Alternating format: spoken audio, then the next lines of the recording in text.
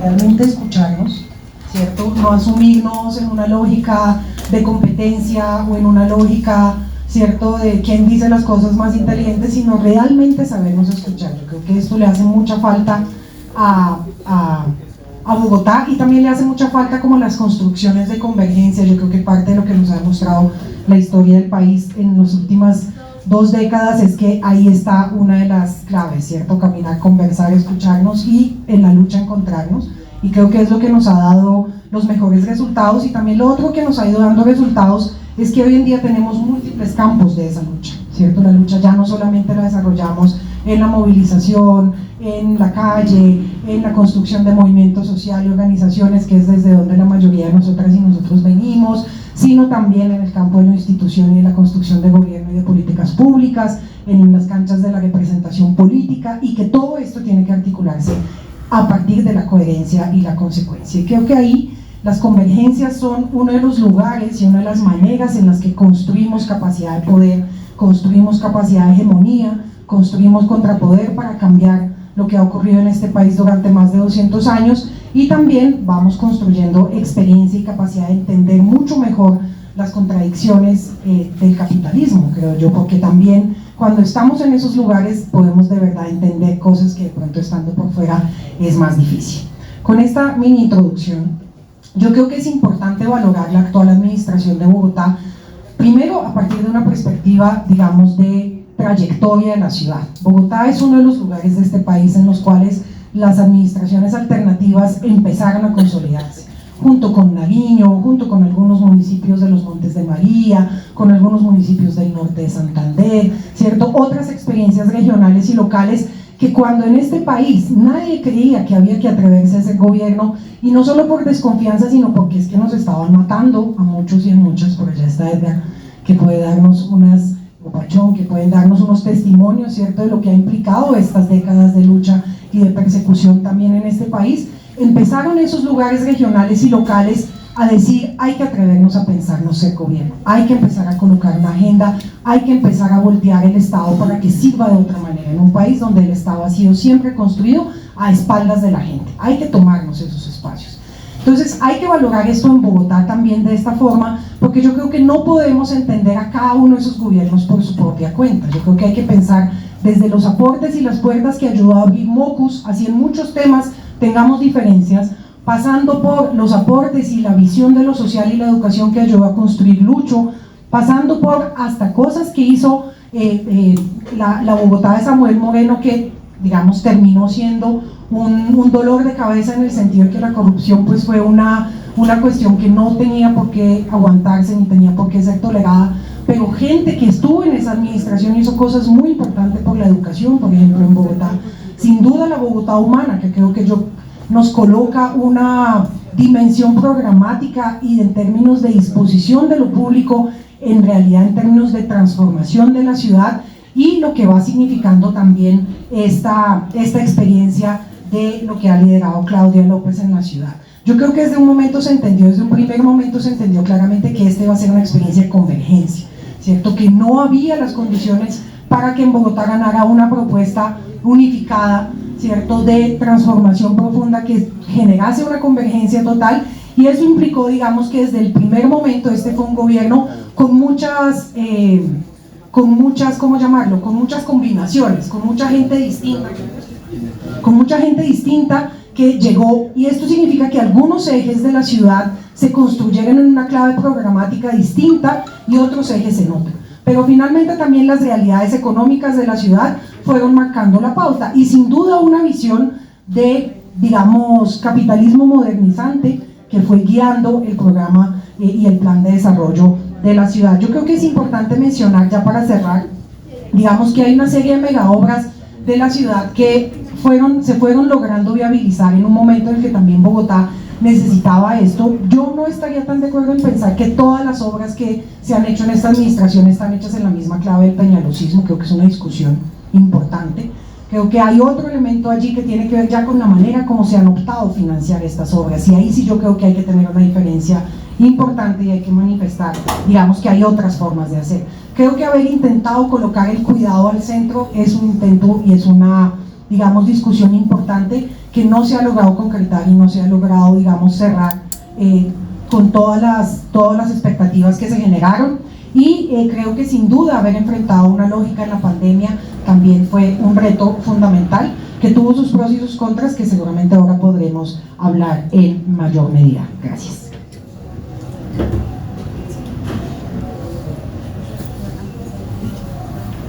Muchas gracias, Donka. Ahora, continuando con este balance, te queremos preguntar, José, también desde tu experiencia, que sabemos que esta ha sido una de tus luchas, de tus banderas. ¿Cuál crees que es el balance de esta administración en la defensa de lo público?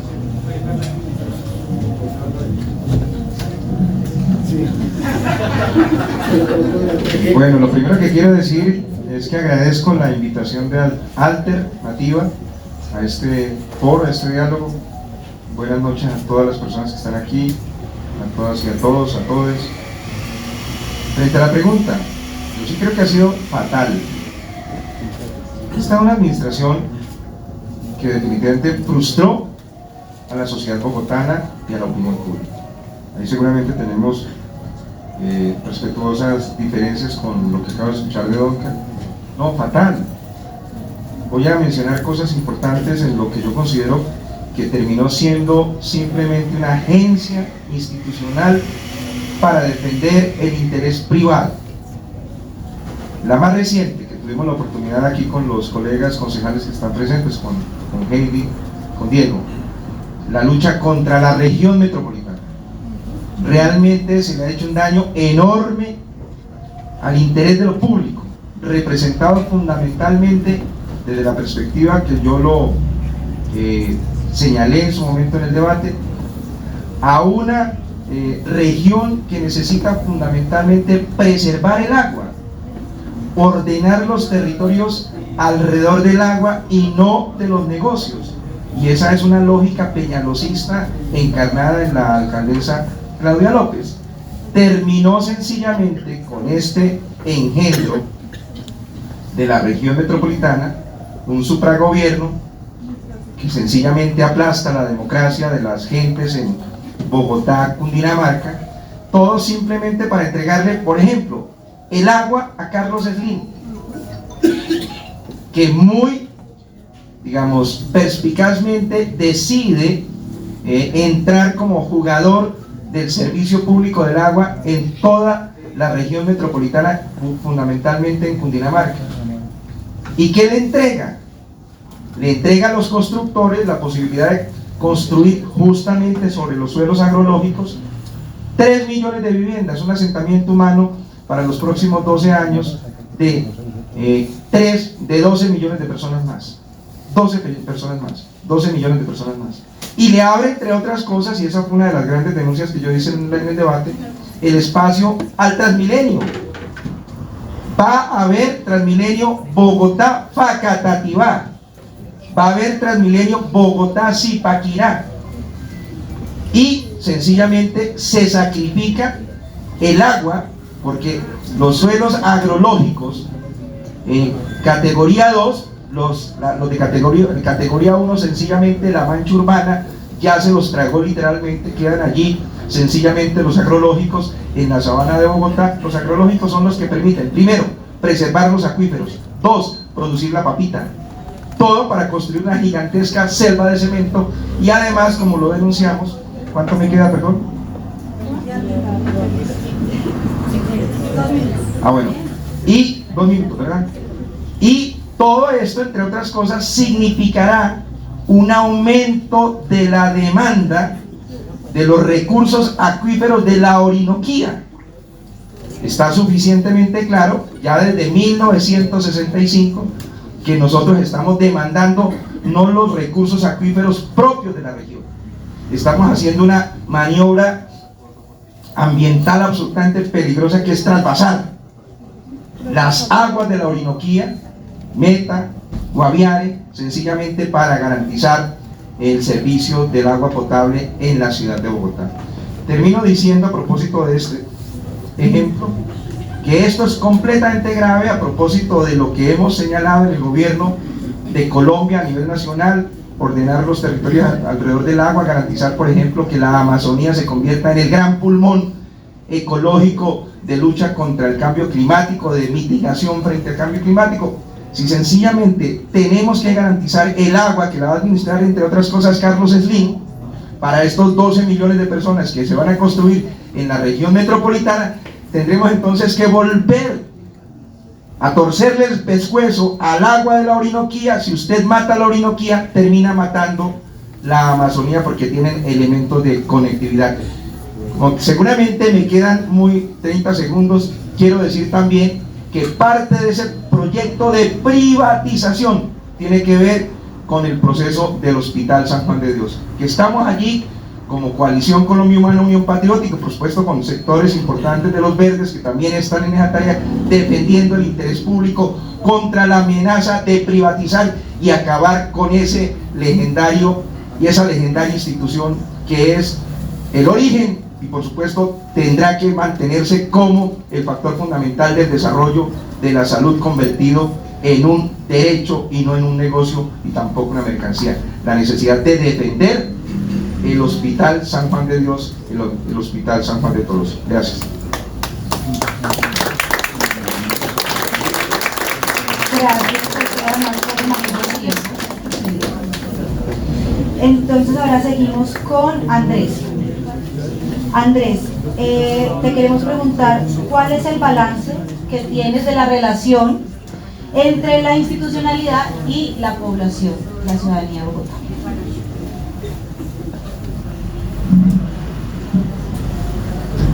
Bueno, muy buenas noches para todos y para todas. Muchas gracias por estar en este espacio que hemos impulsado de Alternativa.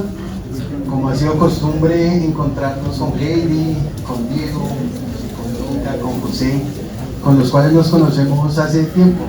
Con Heidi inclusive no ha tenido barreras, de hecho nos conocíamos cuando tenía pelo, me dice. Entonces nos conocíamos hace mucho. Con José nos conocimos en la revocatoria Peñalosa, y con Diego y Donca pues hemos estado trabajando muy de la mano en los últimos años.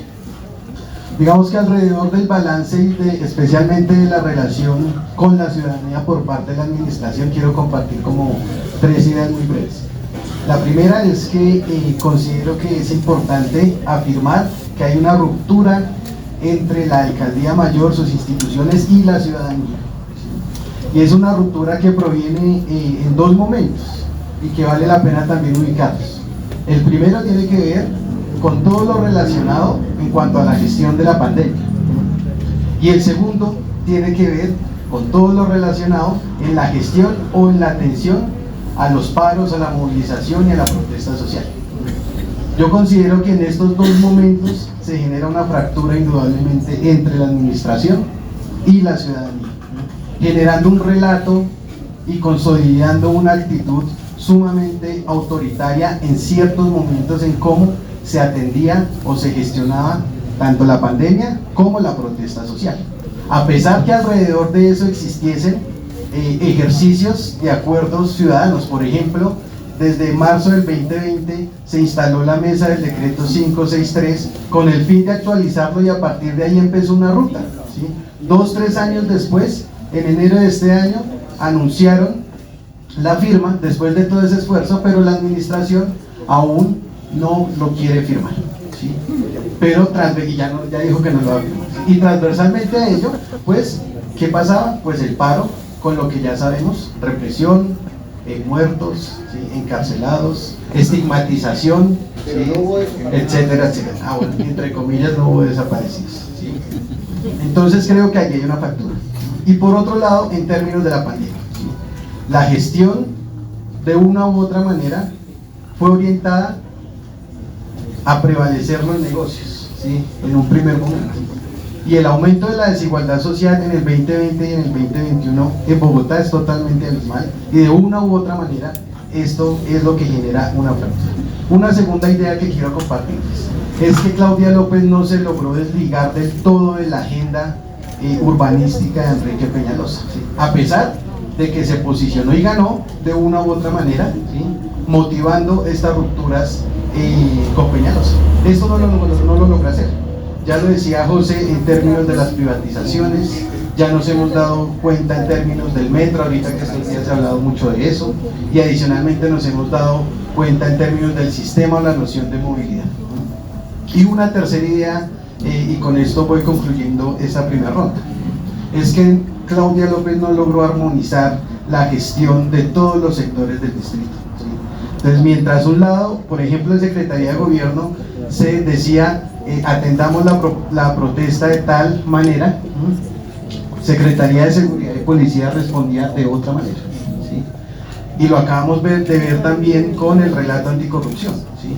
Mientras Claudia López motivaba y se posicionaba con un relato de transparencia, anticorrupción, etcétera, vemos un escándalo ahorita de corrupción gigante en el manejo de los contratos de la UAS, y esto que salió de los cementerios, de las personas desaparecidas, etcétera, etcétera. Y alrededor de esos tres niveles hay una ruptura y una fractura con la ciudadanía que creo que es importante restablecerla, ¿sí?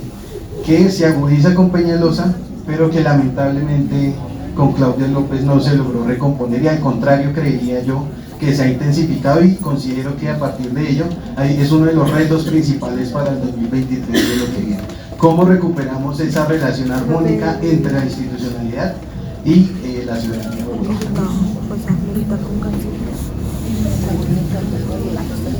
Gracias, estamos muy llenos con el tiempo, primera vez, extrañada. Heidi, te queríamos preguntar también, además porque sabemos de la labor cívica que has llevado en el Consejo y que la hemos visto también gracias a ese trabajo que has hecho en redes sociales, que ha acercado también todos estos temas, nos ha acercado, nos ha permitido conocerlos. Queríamos preguntarte, para ti, ¿cuáles han sido los principales desaciertos de esta administración? Bueno, muy buenas noches para todas, todos y todes. Bueno, ya José y Andrés mencionaban algunos de esos elementos que fueron críticos en la administración de la actual alcaldesa Claudia López. Desde el momento cero de su campaña, hicimos un análisis tratando de hacer un acercamiento en ese momento como Unión Patriótica, de tratar de llegar a un acuerdo para un programa, cuestión que no fue posible dado que había una distancia grande sobre la forma en cómo concebimos la ciudad. Y cuando decimos de qué manera concebimos la ciudad, pasa por dos preguntas que se hicieron hace un momento, en relación de la institucionalidad con la ciudadanía y la defensa de lo público. ¿De qué manera una administración se piensa una ciudad de derechos, una ciudad democrática o una ciudad de bienes y servicios, o como se denominaría, una ciudad mercancía? Una ciudad de derechos pone al centro los intereses y los derechos de los distintos sectores que confluyen en un territorio. Bogotá es una ciudad profundamente heterogénea. Nosotros no podemos decir que una localidad específicamente tiene las mismas problemáticas que otra.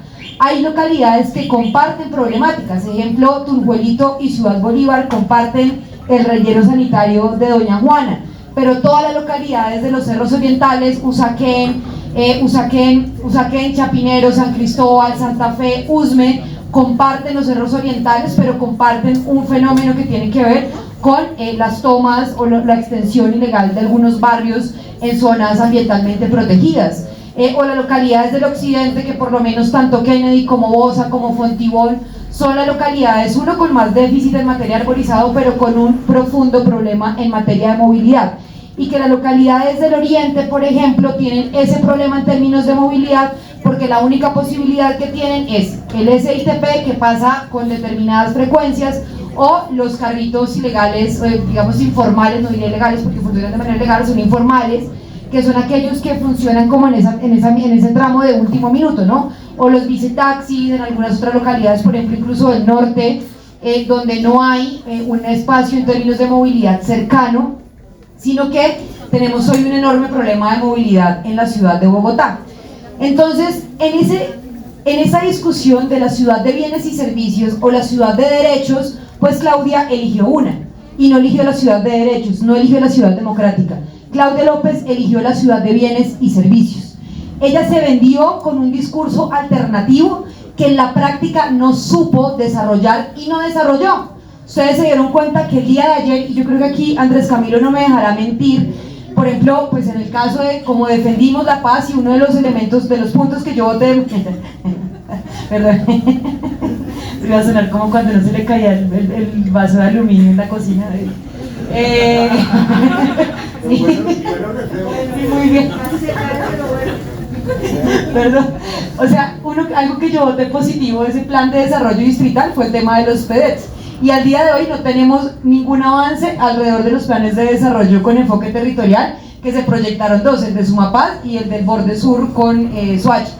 Entonces se escogió esa ciudad de bienes y servicios donde si de alguna forma te dio un cariñito en materia de acceso a derechos, pues necesitamos de seguir beneficiando los grandes negocios de los privados en Bogotá. Y aquí hay que reconocer que existe un poder permanente, que es el poder que se concentra en lo que conocemos como Pro Bogotá, que son los sectores constructores, el sector inmobiliario y el sector de la especulación financiera, que son quienes ordenan y determina de qué manera funciona Bogotá. Lo que ustedes ven hoy en el plan de ordenamiento territorial, la región metropolitana, los 22 corredores verdes, esas 5 medios líneas de metro que proyecta el plan de ordenamiento territorial de Claudia, los 3 Riotram que no van a funcionar nunca a su máxima capacidad porque necesita que funcione a la mínima para justificar el Transmilenio de la calle 13, el Transmilenio de la carrera séptima, para que siga siendo el principal modelo de movilidad. Transmilenio, ¿cuánto me queda?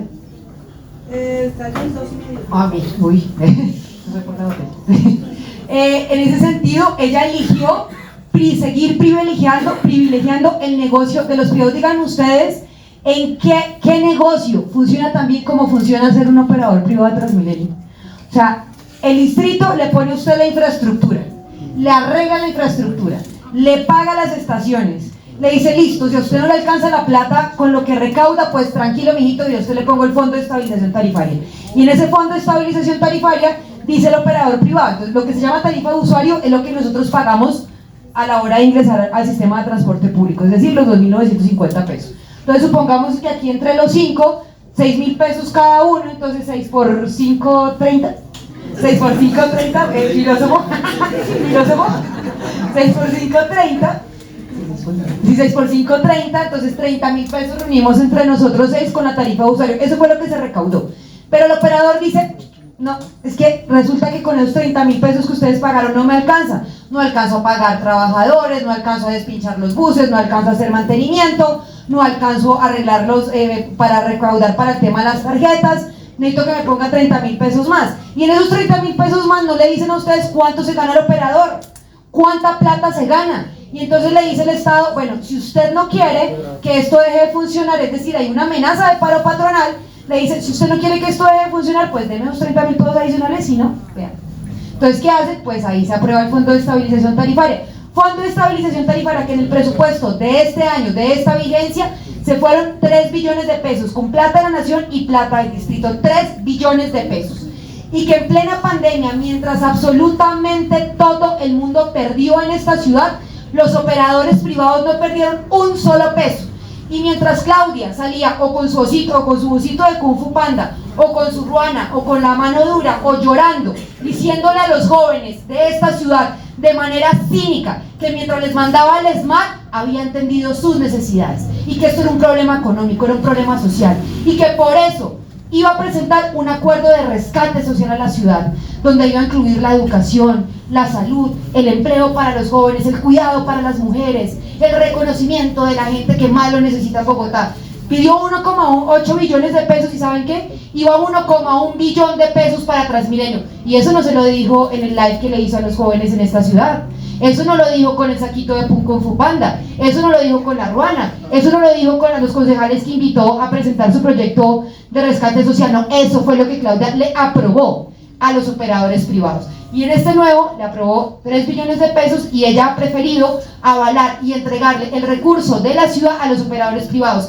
Pero cuando le pedimos construir más infraestructura a la Universidad Distrital en Bogotá no quiso, que porque eso se demoraba mucho. Pero dígale que una troncal más y se la tiene en 2 semanas. Gracias.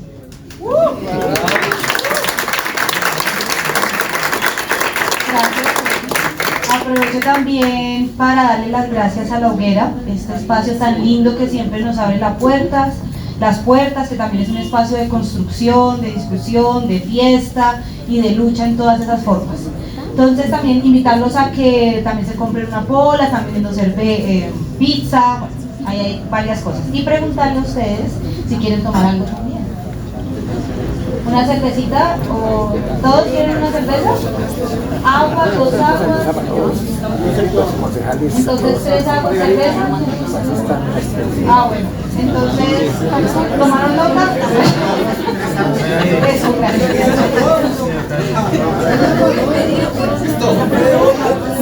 Ya viste. Listo, y para terminar esta ronda de preguntas específicas, nos queda hablar con Cancino, también desde tu experiencia y trayendo este caso que también nombraba Andrés ahorita, el caso de la UAS, este caso grande de corrupción. Y queremos preguntarte para ti cuál es el balance de lo que ha sido la gestión y el rol de estos secretarios y secretarias en esta administración.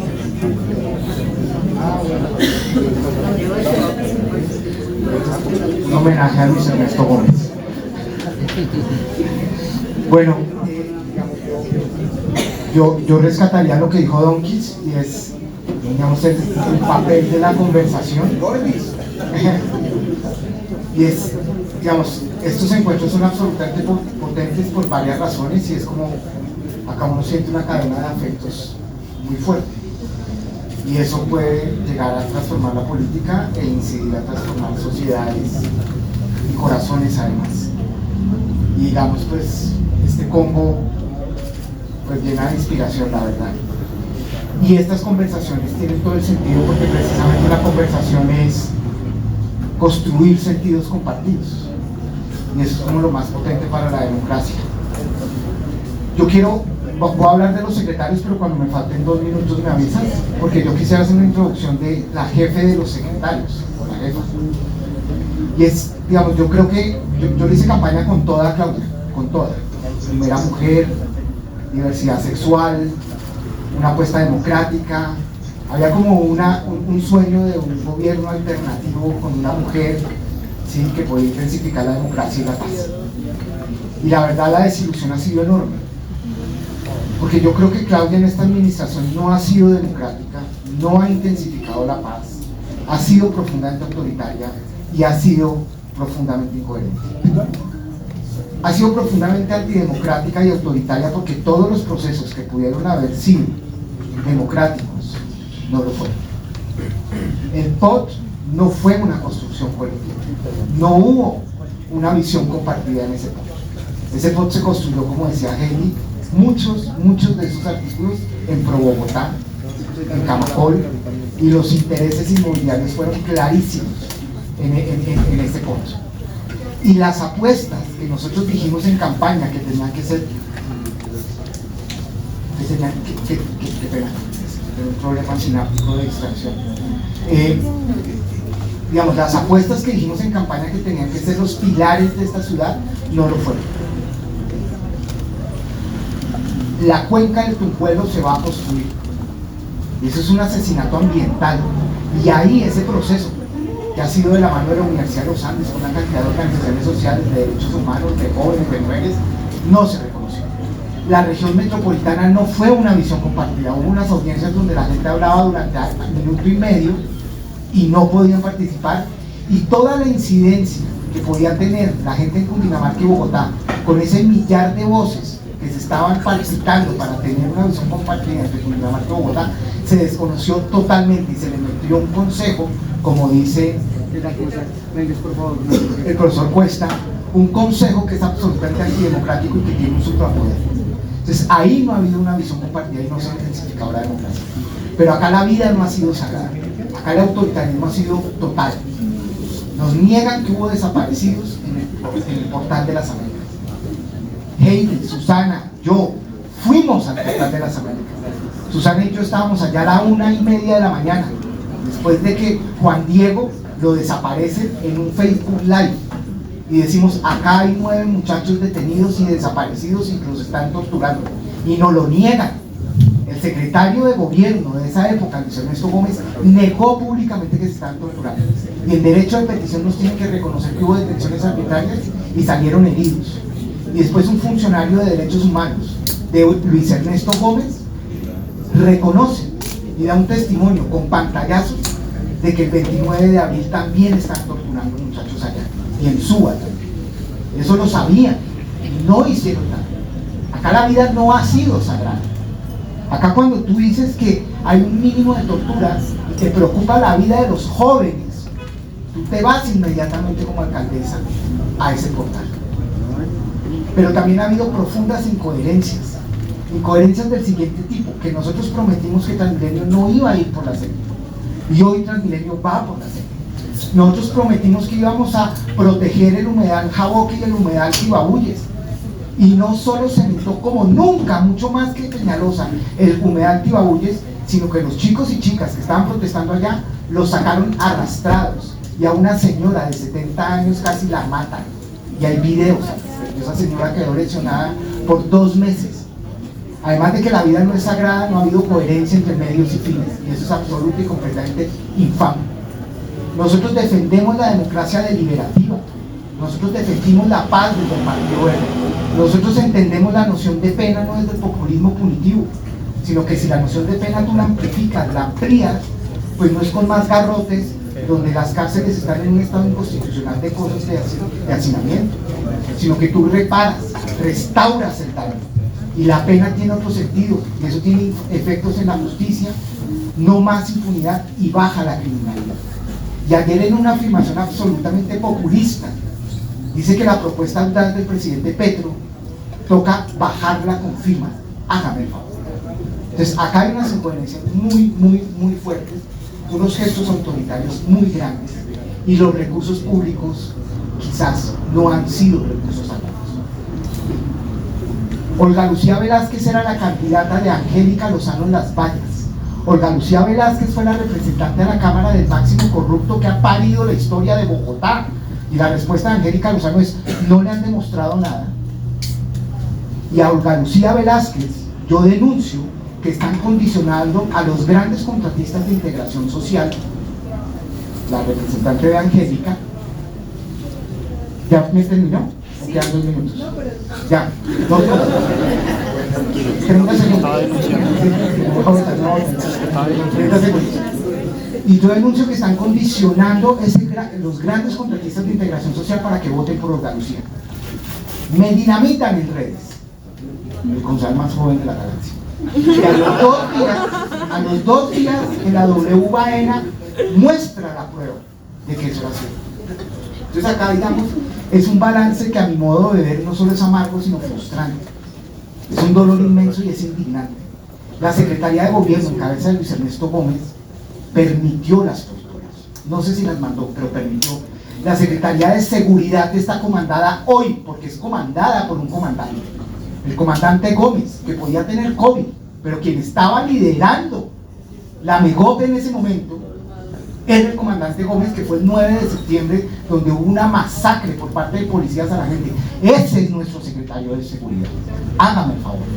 Hay cosas positivas: las manzanas de cuidado, las apuestas de la Secretaría de Cultura, la Orquesta Sinfónica la está sacando del estadio, pero el enfoque de esta administración y con sus secretarios y secretarias no ha sido intensificar la democracia, no ha sido intensificar la paz, y ha sido volver a Bogotá una Bogotá concesionada, donde lo público y los derechos humanos no son la prioridad.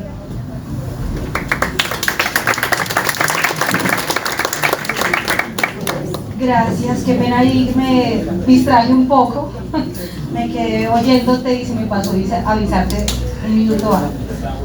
Estaba muy bueno. Muchas gracias también a todos y a todas por sus aportes. Me parece muy importante, digamos, todo este balance que hicieron, resaltar cada uno de esos aspectos que, pues, como nos queda muy claro, también es un balance negativo en su mayoría, frustrante en su mayoría. Y que cada una de esas cosas que ustedes resaltaron vale la pena hacer otra conversación por cada una de estas, y también con todas las personas que están involucradas en estos temas. Pensando en este balance, pues en general negativo, que muchos o hicimos campaña o votamos pensando que era el mal menor por esta administración, y nos hemos visto obviamente defraudados.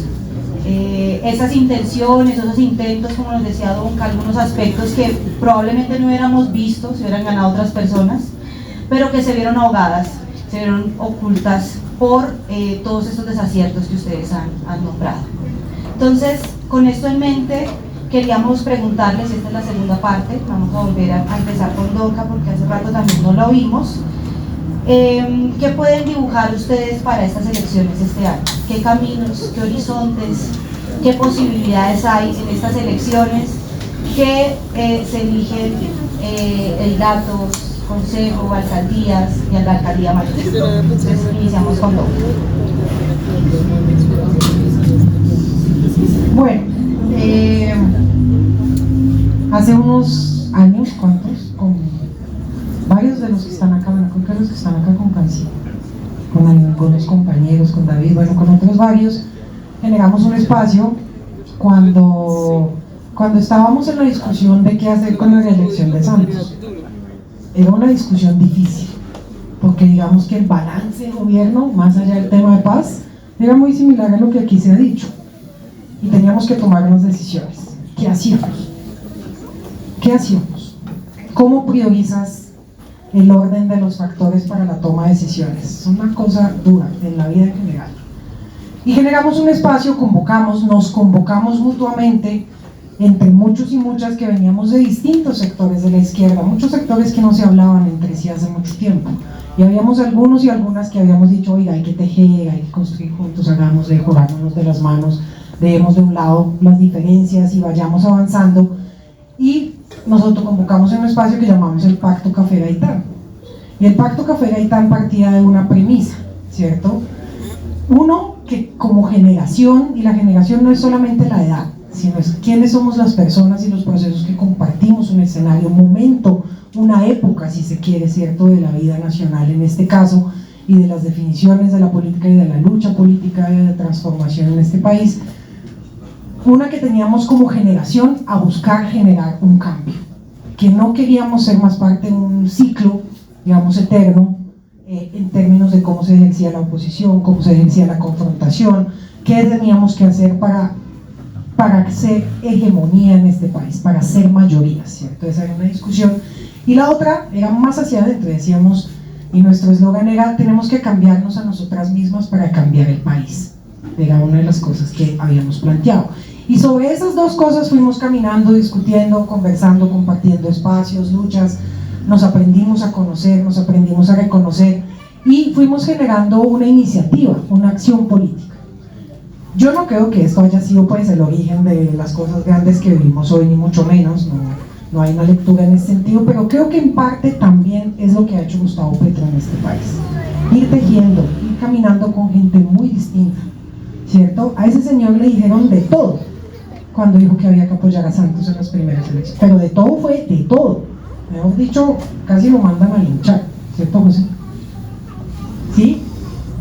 Y él dijo, hay que priorizar, ¿cierto? Y esto no quiero poner tampoco aquí ni a lo que hicimos con el Pacto Gaitán ni a Petro como, mejor dicho, los referentes. Esto lo ha hecho miles de personas, miles de liderazgos, miles de organizaciones en este país que en el día a día sopesan qué hay que hacer y cómo hay que construir para ir ganando en este país, para irnos posicionando, para que nuestros muertos valgan la pena, para que las luchas que hemos caminado no se queden ahí cortas y solamente un saludo a la bandera, ¿sí? Y hemos ido aprendiendo a decepcionarnos, hemos ido aprendiendo a tejer a pesar de las decepciones y a pesar de las diferencias, hemos ido aprendiendo a convocar. Creo que ahí están en parte las grandes claves. Ahora, yo creo que hoy, con lo que ha pasado, y es que hemos ganado en un gobierno nacional, somos gobierno, no necesariamente tenemos todo el poder, pero somos gobierno y esto nos coloca nuevamente, y más a quienes somos, digamos, de procesos de izquierda, un reto sobre la mesa muy importante, y es que hay que volver a empezar a priorizar la construcción programática, no en la teoría por allá, no, sino en decir, tenemos las realidades sobre la mesa, tenemos gobierno, tenemos todas las contradicciones que implica ser institución, Tenemos un país y un continente hirviendo. Lo que está ocurriendo en Perú, puede ser, en parte también, una nueva manera de desenvolver la historia latinoamericana, que no es solo de Perú, es de Chile, es de Colombia, es de Bolivia, es de México, es de Argentina, ¿cierto? Y lo estamos haciendo. Y hoy tenemos que volvernos a pensar qué significa para nosotros el programa. Yo estoy muy de acuerdo con Heidi en el tema de las contradicciones entre derechos y mercado, solo que yo considero que no hay tanta contradicción entre derechos y mercado, porque en parte los derechos han sido uno de los viabilizadores en la modernidad del mercado, y cuando quieran lo podemos discutir. Yo creo que esas son en parte las discusiones que tenemos que abrir, ¿cierto? No nos podemos quedar en una lógica programática de lo que antes sucedía, no porque haya que borrar de tajo, sino porque tenemos que poner justamente las contradicciones que hemos caminado. En la Bogotá Humana tuvimos 1000 contradicciones. Yo llegué a ser directora de seguridad, ¿cierto? Viniendo del movimiento social, del movimiento estudiantil, de las organizaciones barriales, y asumí la responsabilidad de la dirección de seguridad. ¿Saben lo que yo sentí el primer día que me tocó reunirme con el comandante de policía de Bogotá? Hoy somos uno de los referentes de la gente que está construyendo la reforma, la propuesta de reforma de cambio de la policía. ¿Por qué? Porque hemos dicho, hay que meternos a estos temas, y hay que meternos a los temas complicados. Entonces, hoy tenemos que repensarnos ya hoy a, digamos, esto programático. Ahí hay una la clave. Y la otra clave es esta que empecé, y es, somos potentes juntos y juntas. Juntas y juntos no es amontonados, no es sin criterio, no es sin acuerdos, pero si nosotros y nosotras no sabemos hoy como pacto histórico, y como lo que tenemos que convocar más allá del pacto, ¿cierto? Petro y Francia lo hicieron posible, pero en clave regional y local va a ser más difícil, va a exigir más creatividad, ¿cierto? Tenemos que saberlo convocar, y eso nos exige ser muy coherentes, pero también valorar mucho esa diversidad, sin superioridades morales que nos lleven nuevamente a escenarios de competencia y de sectarismo, que creo que ya este país y la gente de este país no se merecen más.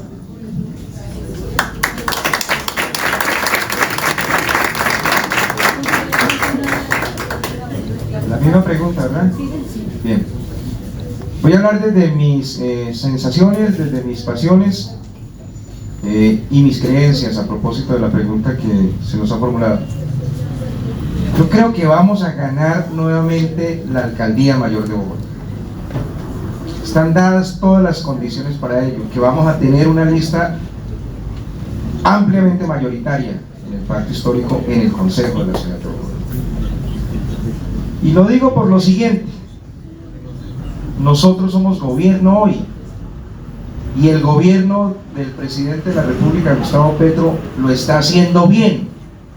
Eso es muy importante tenerlo en cuenta. Está cumpliendo con los compromisos de gobierno que adquirió frente al país. Y las elecciones del 29 de octubre de este año van a ser exactamente un plebiscito nacional de ese gobierno.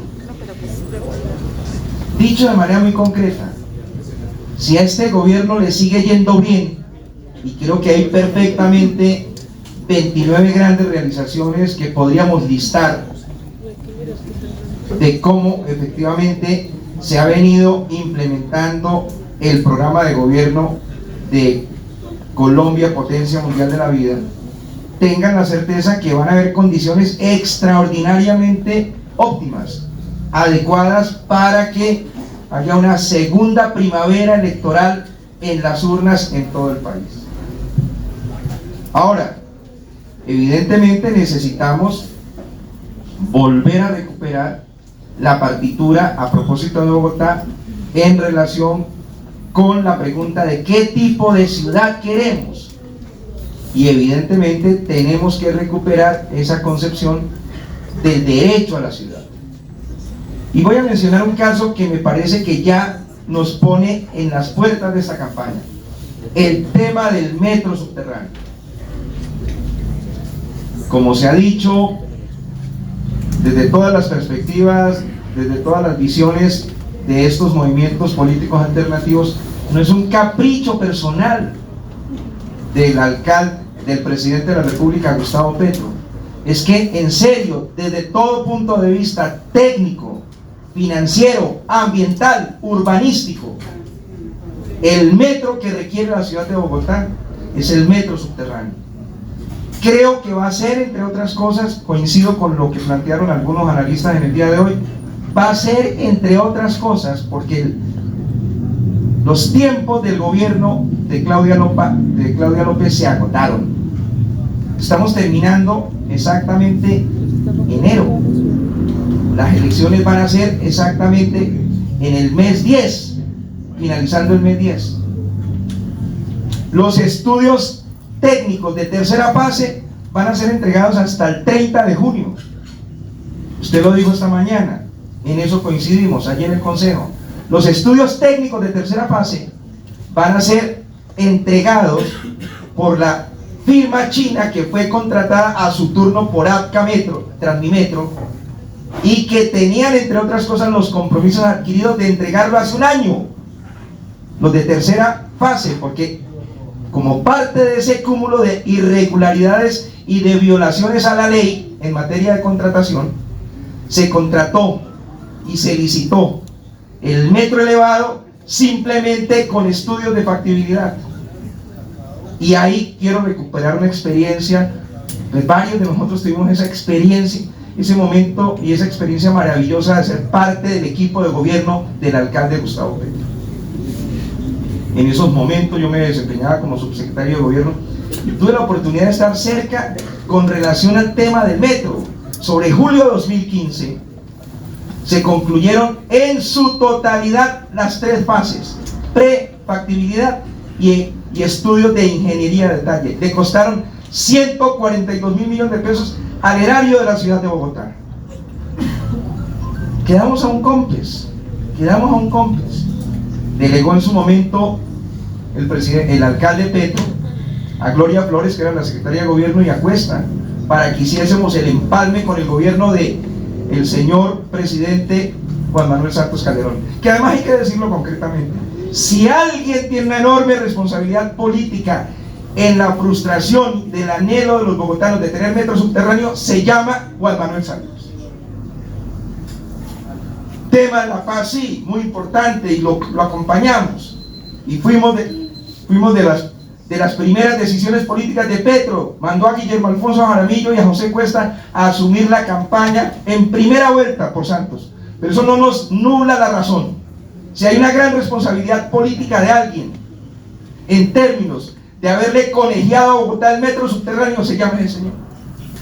Y termino rápidamente diciendo que logramos finalmente generar el espacio de encuentro de los 2 gabinetes, el del gobierno de Juan Manuel Santos y el de Bogotá Humana. Alguna vez, conversando con Petro, una anécdota, lo contamos anoche en un space sobre este tema.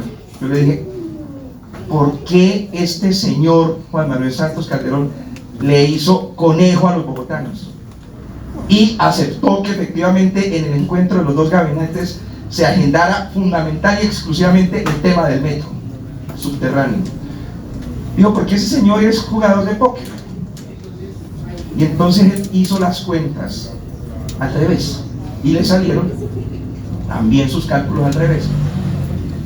En ese momento, esa línea de metro 2014 costaba 14 billones de pesos, 13,9 billones de pesos. Y nosotros, Bogotá Humana, colocaba 4.5. Y eso sí, mediante un memorando, la Presidencia de la República le exigió al gobierno de Bogotá Humana entregar esos recursos en canjeabilidad. Yo le pregunté a Petro, venga, ¿qué es canjeabilidad? Él, como buen economista, me dijo, cash. O sea, dinero contante y sonante. Y Petro llegó con dinero contante y sonante al encuentro en el Palacio de Nariño.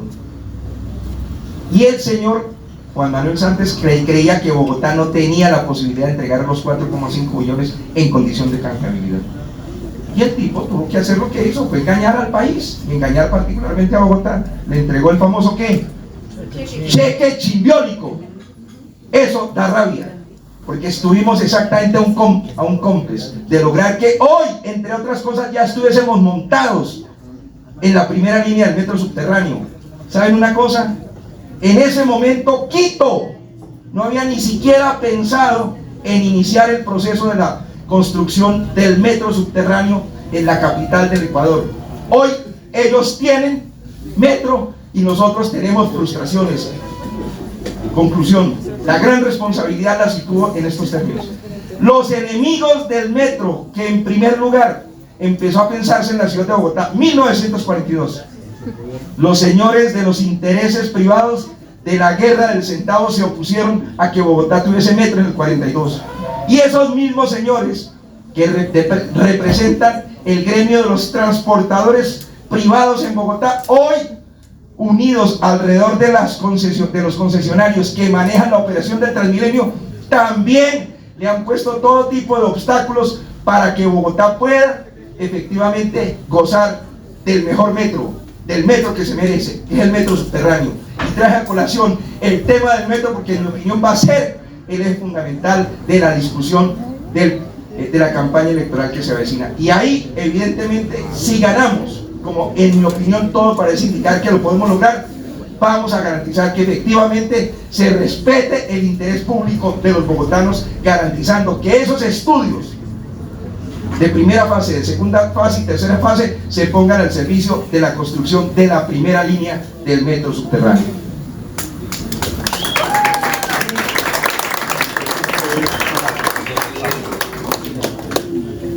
Bueno, pues voy a tratar de compartir varias reflexiones que hemos venido construyendo desde Alternativa y en muchas charlas aquí en la ciudad con organizaciones sociales en diferentes localidades. Y es que si bien es válido y legítimo preguntarnos por cuál es ese modelo de país o ese modelo de ciudad que queremos, hoy más que nunca es legítimo, válido y necesario preguntarnos por cuál es el modelo político o cuál es el proyecto político que queremos y el que estamos construyendo, ¿sí? Y en eso una invitación cordial y respetuosa, y es que no seamos tímidos en abrir la discusión sobre lo que de una u otra manera está generando inconformidad hoy en el proyecto del cambio, ¿sí? Y alrededor de eso también están en juego las elecciones de Bogotá y las elecciones en todas las regiones del país. Y sobre eso habrá que preguntarnos lo siguiente, y es cuál es el método que hoy está proponiendo el proyecto del cambio para poder ganar, ¿sí? Yo me distancio del optimismo, ¿sí? de José, ¿sí? Para el mes de octubre, porque si no se zanja esa discusión, lo que sí preveo es que se van a generar muchas rupturas y muchas fracciones, ¿sí? En la convergencia del pacto histórico o en los diálogos y acuerdos que se hagan con los rebeldes del Partido Verde o con los rebeldes de otros sectores que también están inconformes, y de una u otra manera se puede dialogar para ganar, ¿sí? Para ganar. Pero si no resolvemos la discusión del método, va a ser muy difícil que este proyecto político, que hoy de una u otra manera viene dando frutos y por el cual estamos muy alegres, pues se siga consolidando y se siga fortaleciendo. Y aquí vale la pena preguntarnos sobre dos dimensiones. Lo primero, el tipo de democracia que estamos construyendo alrededor de este proyecto político. Y segundo, cómo es el sistema, los mecanismos, las formas de participación para que todos y todas de una u otra manera contribuyamos a este proyecto político. Y eso tiene que ver, y hay que decirlo, digamos, con total tranquilidad, pero también con total claridad, con la forma en cómo se va a participar en las elecciones el próximo mes de octubre. Cómo se va a discutir y se van a construir las agendas, pero también las listas en los edilatos, en los consejos, cómo va a ser la perspectiva para disputar la alcaldía mayor, etcétera, etcétera, etcétera, ¿sí? ¿Va a haber consultas? ¿No va a haber consultas? Se va a discutir, por ejemplo, sobre la disputa antipatriarcal hoy en el proyecto político a propósito de los últimos escándalos, ¿sí? Esas son preguntas válidas, son preguntas legítimas y que tienen que ver con algo que señalaba José y también señalaba Duncan, ¿sí? El sentido de época, el sentido generacional que hoy está marcando esta construcción política. Y hoy, con seguridad, el sentido que marca esta generación, el horizonte que reclama quienes salieron al Portal de las Américas, quienes salieron en Usme a pelear con la policía, ¿sí? Quienes han salido a rechazar, por ejemplo, las denuncias de violencias basadas en género, tiene que ver justamente con cómo participa esa generación política que se movilizó que puso muertos en el 2019, en el 2020, en el 2021. Eso está en juego, ¿no? Y está en juego porque eso nos va a permitir generar una identidad política con el proyecto, pero también está en juego porque nos va a permitir fortalecerlo. Y si no hay identidad, y si no hay democracia, y si no hay participación, veo muy lejano que el proyecto del cambio hoy en la presidencia de la República pues se fortalezca progresivamente, que es lo que debiese suceder, ¿no? Y alrededor de eso también vale la pena que miremos cuáles son esas estrategias, hoy que aquí están los concejales y las concejalas en perspectiva de lo que viene, porque esa es una discusión que sí, que a veces nos da dolor de estómago darla seguramente, ¿sí? Pero es importante darla, porque si no eso puede causar, detonar lo que se construye en las localidades, lo que se construye en las ciudades. Y valdría preguntarnos también si en esta ocasión vamos a permitir, a partir de los acuerdos de los diferentes sectores, por ejemplo, que se repliquen experiencias como la del Explores, por ejemplo, ¿no? Que hace parte de la lista del pacto histórico en el Senado de la República, ¿sí? Preguntémonos, ¿sí? Preguntémonos eso, ¿sí? Y creo que allí también está la discusión. ¿Cómo armonizamos entonces, sí, la agenda de ciudad, sí, el proyecto programático, pero también preguntémonos sobre el método, sobre la forma, sobre la democracia, sobre el proyecto que estamos construyendo hoy, no solamente desde el pacto histórico, porque los sectores democráticos y los sectores alternativos y progresistas van mucho más allá, y hay que tratar de armonizarlos para ganar, porque si me preguntan hoy, yo no creo que la alcaldía esté tan segura para la izquierda en el próximo mes de octubre. Bueno, hace rato, el año pasado, la última vez que vine aquí a La Hoguera fue en una feria que había, y pues darle las gracias a La Hoguera pues por haber prestado este espacio, y pues que es un gusto siempre venir acá. Bueno, yo creo que, a ver, Bogotá y la dinámica de las elecciones territoriales son muy diferentes a la dinámica de las elecciones nacionales, ¿sí? Para el caso de Cámara de Representantes en Bogotá, el caso del Senado de la República, son votos de opinión, votos donde de alguna manera ganan principalmente los sectores alternativos, digamos que la campaña está muy dirigida hacia lo nacional. Hay que decir que, y en eso sí lo digo, que por ejemplo el contacto que tiene una como concejal con la comunidad es muy diferente a la que tiene un representante de la Cámara o un senador, porque nosotros de alguna forma tenemos la posibilidad de gestionar o de solucionar algunas cosas que pues son mínimas, pero que a la gente le sirven muchísimo, y sobre todo también porque cuando son elecciones locales, ahí se mueve absolutamente la maquinaria, y la maquinaria que se mueve alrededor de garantizar que el concejal o concejala que hoy me está dando trabajo, o a mi hijo, a mi hija, a mi hermana, a mi mamá, a mi papá, a mi primo, a mi tía, quede nuevamente en el consejo, porque poco o absolutamente nada les importa la opinión de la ciudadanía, si votaron positivo, si votaron negativo, si votaron positivo los 3 cupos de endeudamiento que se han aprobado durante esta vigencia. Y aquí hay un reto enorme, y es en poder derrotar de alguna manera, aunque sea golpear un poco esas maquinarias, porque aquí sí hay que ser claros en algo, y es que somos gobierno más no poder, y al ser solamente gobierno y al no haber derrotado las maquinarias, pues hay que hacer alianzas con sectores no tan agradables como ha tocado para mantener una mayoría en el Congreso de la República. Al menos allá la bancada del Partido Conservador es abiertamente bancada de gobierno, no como en el caso de Bogotá, con las bancadas que tenemos de oposición, donde está Cambio Radical, Centro Democrático, y pues le votan todo positivo a la administración distrital. Y pues nuestra bancada del pacto histórico, al menos la parte de Colonia Humana Unión Patriótica, hemos sido coherentes en lo que pues presentamos como programa durante el año 2019 y en lo que concebimos como ciudad. Y si hay algo que usted debe tener a lo largo de la historia, diciendo que la izquierda de hoy no es la misma izquierda de hace 30 años, 20 años, 10 años, creo que hemos cambiado mucho. O sea, con Andrés me acuerdo mucho, tuvimos algunas veces unas discusiones en 2015, de hecho me acuerdo mucho que tiene 28 años, porque en una reunión de marcha dijo que tenía 21 años, y yo, marica, ¿cómo así que tienes 21 años? No lo puedo creer. Entonces me acuerdo mucho desde los 28 años de esa reunión, que cumplía 21 años, entonces haciendo cuentas hoy, Andrés cumplió hace poco 28 años, o sea, él es legalmente joven, de acuerdo al Estatuto de Ciudadanía Joven. Entonces, en esa medida, pues claro que uno tiene posibilidades de ampliar las unidades y hay que medir cuál es el nivel de unidad. Y hablamos de unidad de acción, unidad programática, unidad política, unidad programática, unidad ideológica, ¿sí?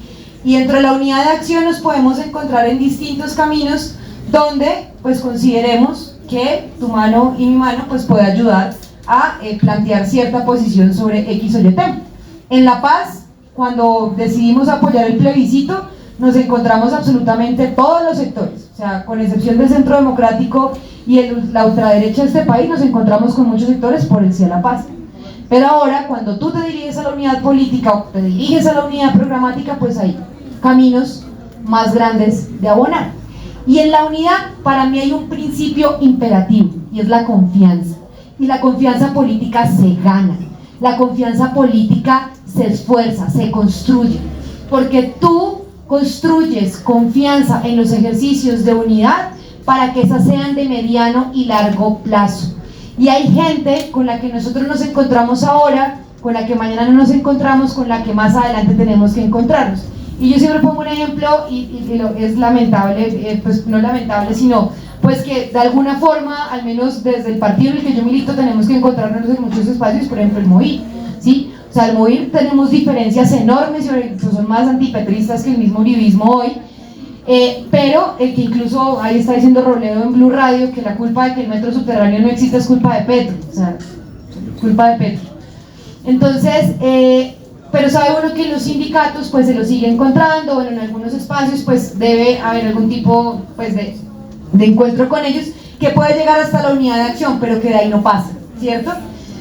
Reconocer Bogotá en su diversidad, pero reconocer Bogotá es en la diversidad del barrio, ¿no? En la diversidad sectorial, en reconocer que Bogotá tiene unas problemáticas profundas y profundas que requieren un cambio de óptica y un cambio de visión, y que tenemos una oportunidad de oro, y una oportunidad de oro en el sentido de que por primera vez en la historia de Bogotá exista un gobierno alternativo que coincida con un gobierno alternativo nacional.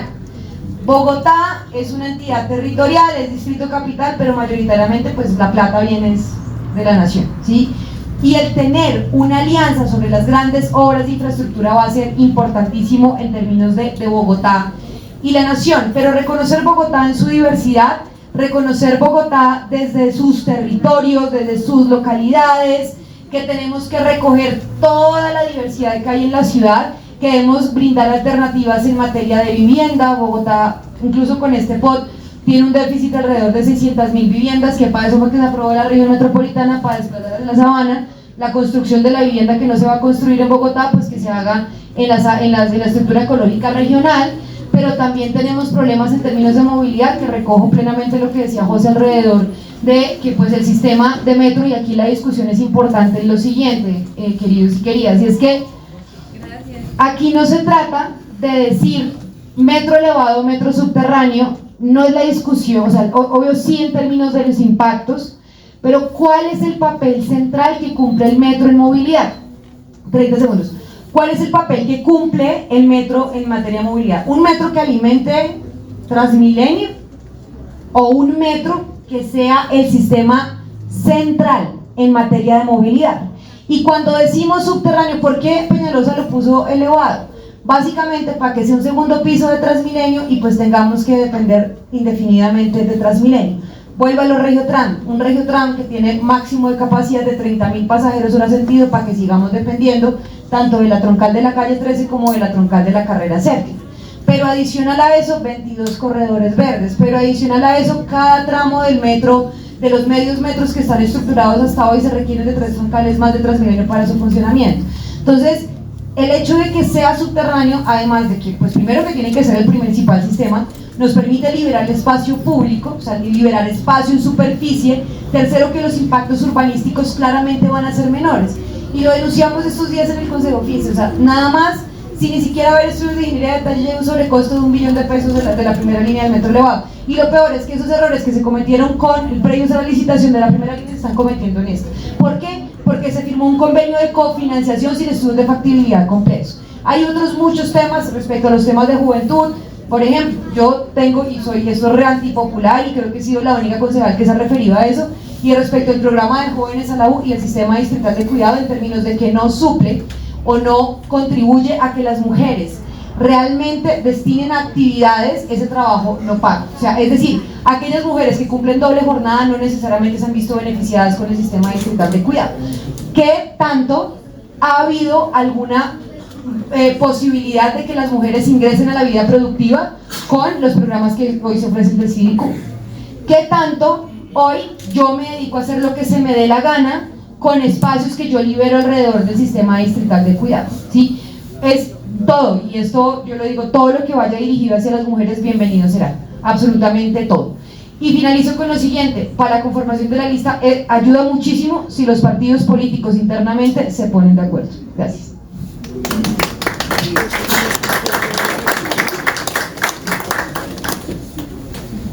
Sí, yo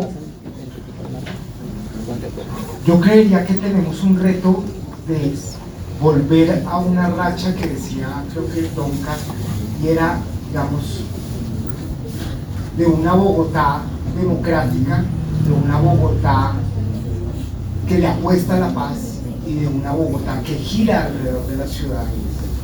Porque en este momento lo que yo siento y lo que hemos evidenciado, no solo siento, sino que hemos evidenciado, es que esos tres factores no son la apuesta de ciudad, ¿sí? Y en ese sentido la oportunidad que existe, dado, digamos, el entorno y el contexto que existe a nivel nacional con este gobierno de cambio, pues tenemos, digamos, que aprender e impulsar de manera audaz ese tipo de cambios. ¿En qué sentido? Yo he venido pensando que necesitamos un pacto histórico, un pacto, pero también un pacto por la confianza y desde la confianza.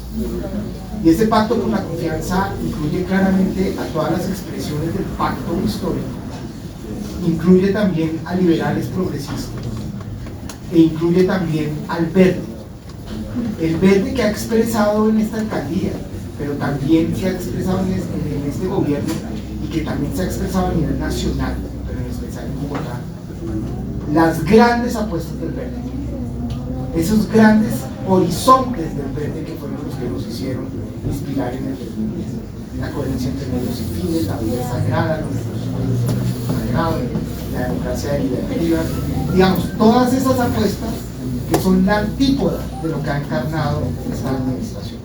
Y sin embargo ahí Claudia y Angélica al final pues también llegaron donde Petro, y ahí están conversando, habría que ver si ayer lograron conversar tranquilamente, pero digamos, ahí hay una apuesta por la democracia, ahí hay una apuesta por la paz, ahí hay una apuesta por la gente, por la ciudadanía, y la forma en que nosotros construyamos ese pacto y la forma en que hagamos la campaña tiene que expresar esa gran apuesta. Es decir, aquí la cooperación va a tener que ser fundamental. Acá el tejer confianzas va a ser clave desde la franqueza, desde el reconocimiento de las diferencias, pero también donde tenemos que tejer un horizonte común. Y ahí la cooperación va a ser también fundamental. La manera en que nosotros construyamos las listas, la manera en que nosotros demos las discusiones, pero la manera también en que tramitemos los conflictos.